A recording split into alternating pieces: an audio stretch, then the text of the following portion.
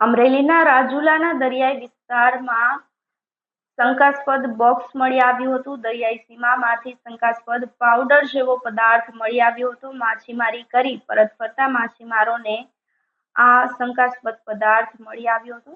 બોક્સમાં 5 જેટલા શંકાસ્પદ પદાર્થ હોવાનું અનુમાન છે. શંકાસ્પદ બોક્સ કિનારે લાવી અને રાજુલા મરીન પોલીસ મથક ખાતે જાણ કરવામાં આવી હતી.